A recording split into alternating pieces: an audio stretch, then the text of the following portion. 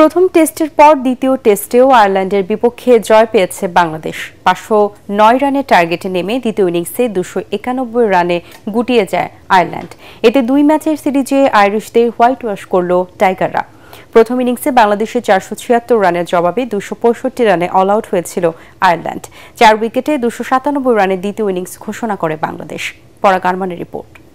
From Ireland, the lower order, particularly Curtis Campher.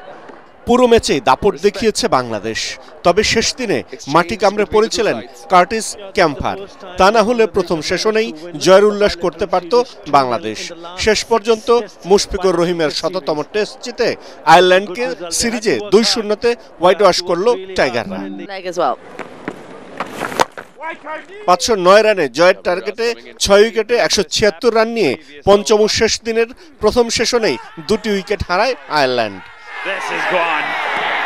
8 উইকেটে 263 রানের পুঁজিতে lunch বিরতিতে যায় আইরিশরা।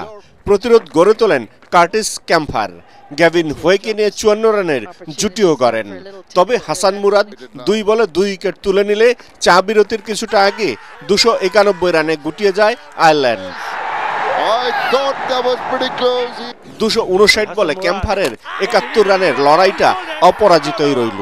Bangladesh, proud winners. মুশফিকের ১০০তম টেস্ট খেলার মাইল ফলকের এই ম্যাচে টাইগার বোলারদের মধ্যে তাইজুল ইসলাম 250 উইকেট পাওয়ার পাশাপাশি হন সিরিজ সেরা। আর ১০০তম টেস্টেও সেঞ্চুরি ম্যাচ সেরার আসনে বসায় মুশফিককে।